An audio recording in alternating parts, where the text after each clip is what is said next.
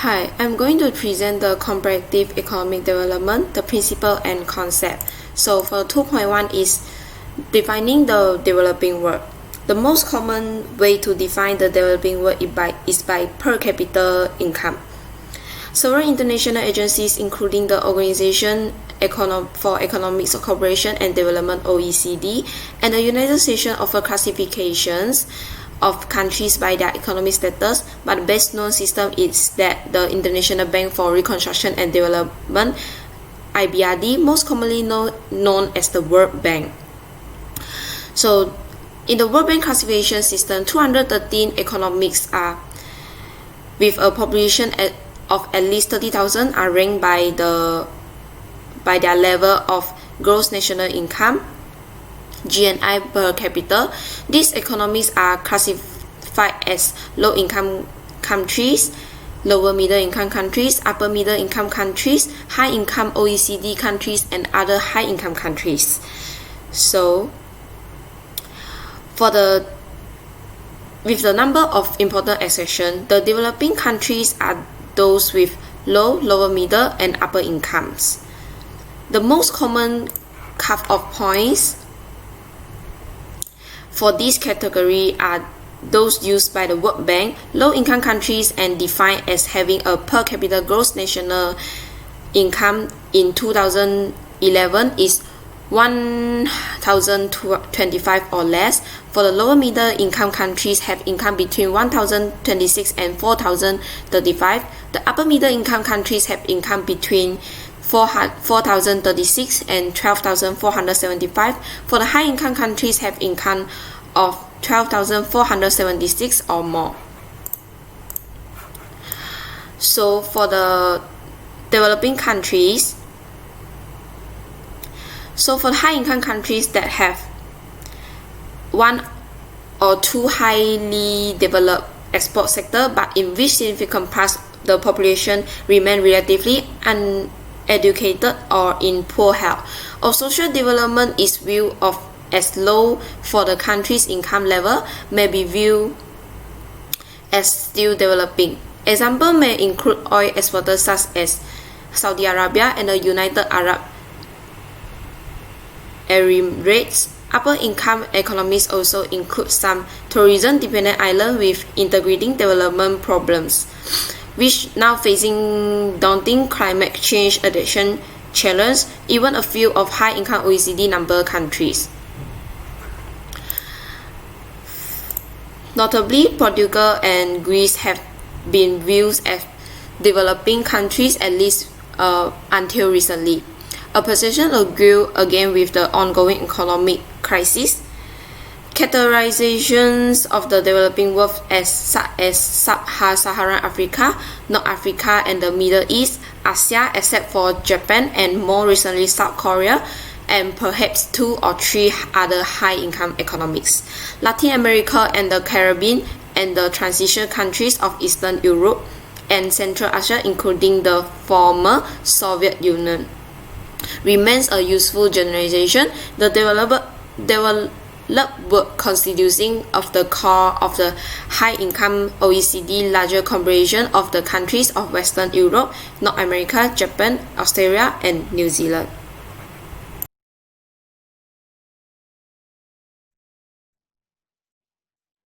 Hi, I'm Wang. My tree number is 262804. I will continue with more part about developing world. First, I will talk about classification of economies by region and income in 2013. In the diagram, we can see that three types of labor in short form, which are LICS represent as low-income countries, LMCS represent as lower middle-income countries, UMCS represent as upper middle-income countries.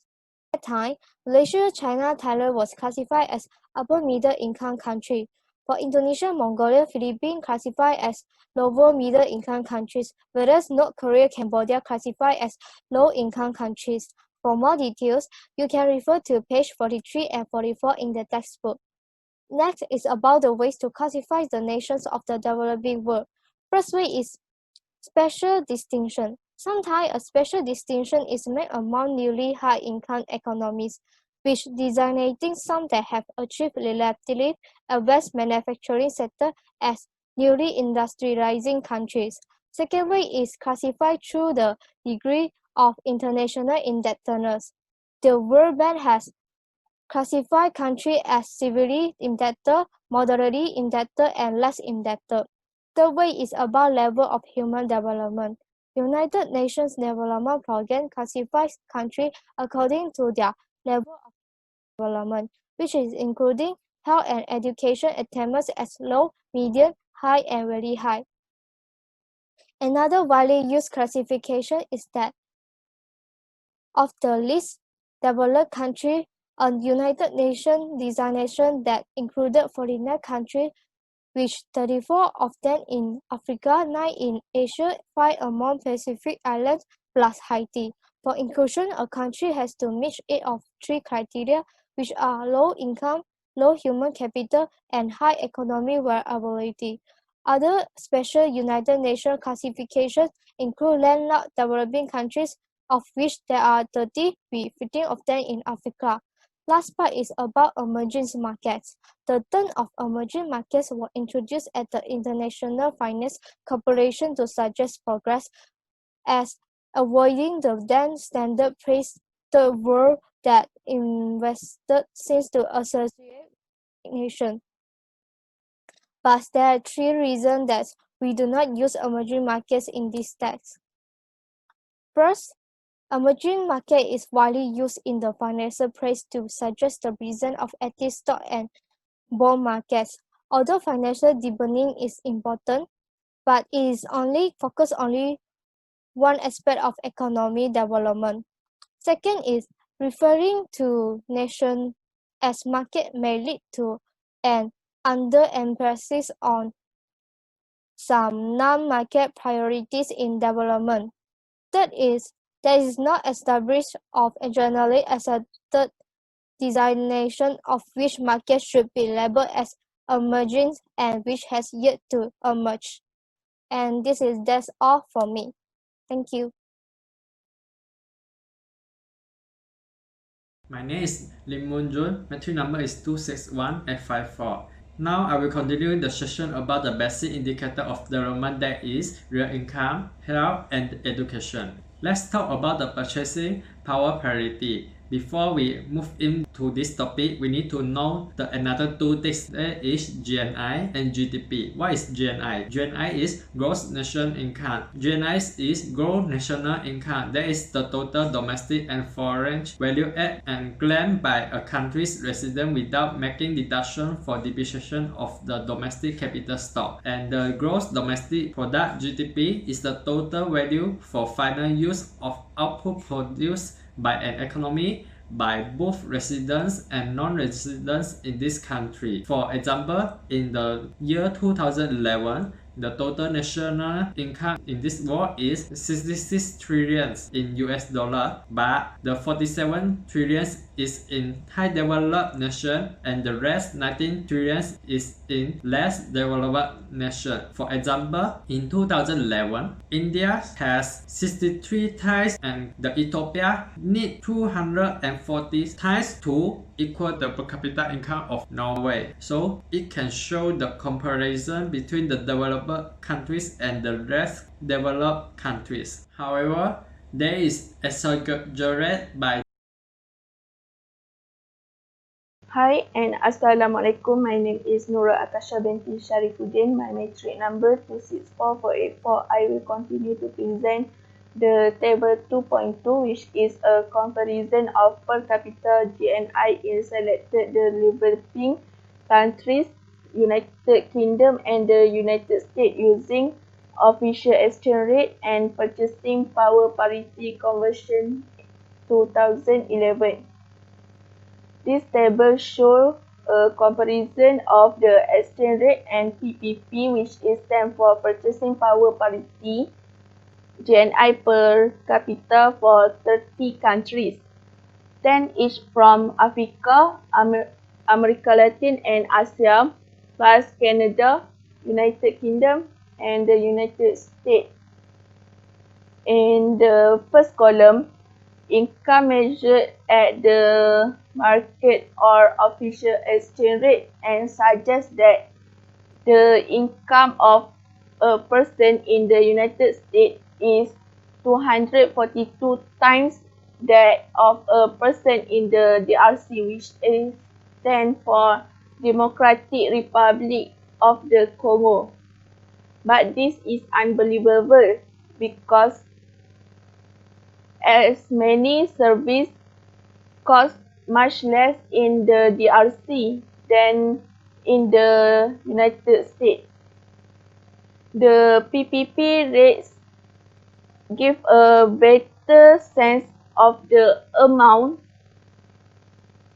of goods and the services that could be bought evaluated at US price and suggest that the real US incomes are closer to the 135 times that of the DRC, which is still a level of inequality that stretches the imagination.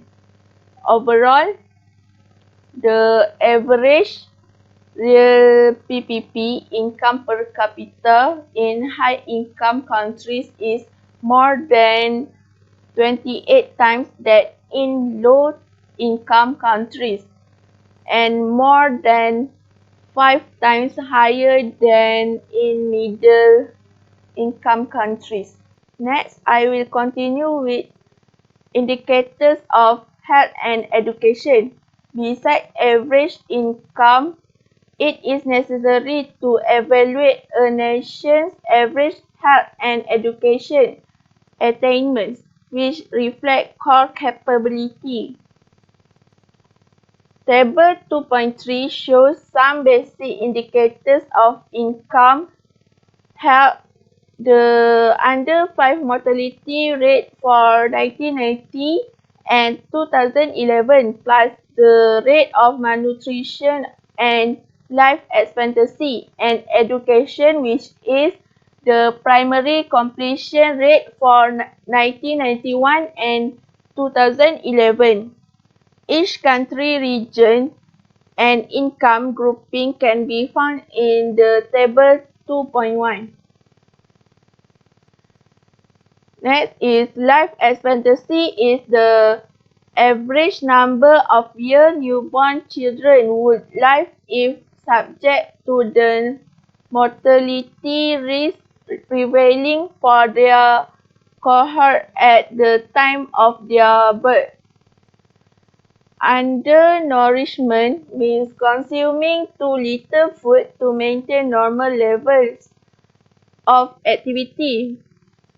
This can be called as the problem of hunger.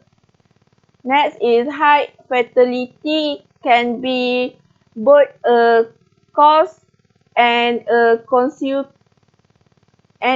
consequence of underdevelopment, so the birth rate is reported as another basic indicator. Literacy is the fraction of adult males and females reported or estimated to have basic ability to read and write. Functional literacy is generally lower than the number reported.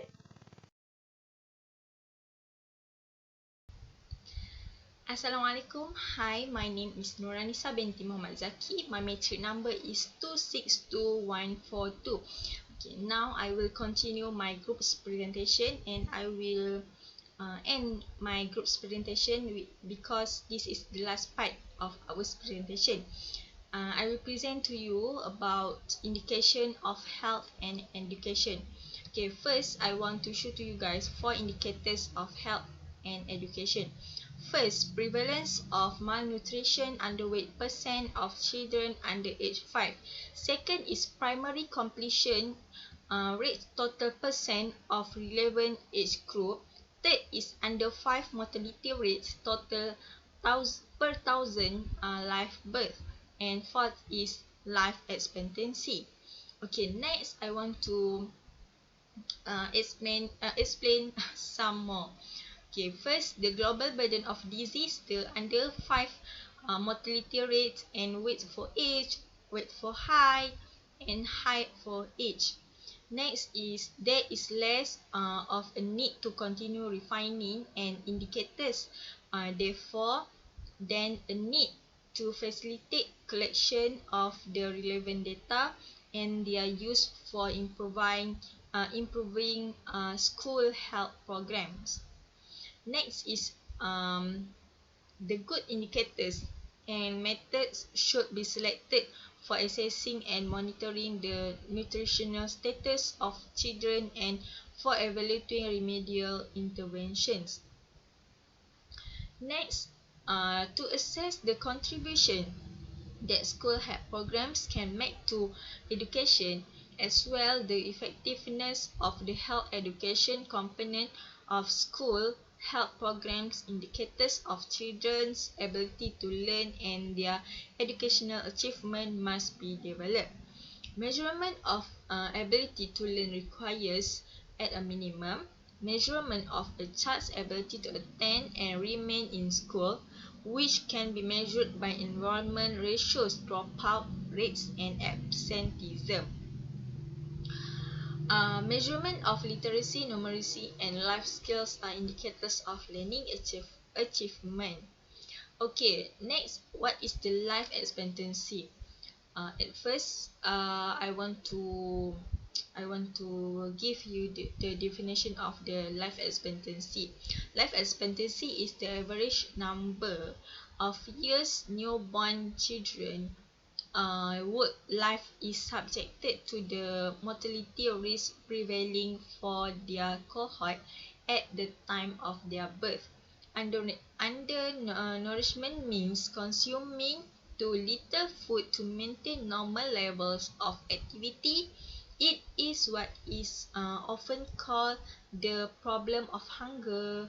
High fertility can be both a cause and a consequence of undevelopment.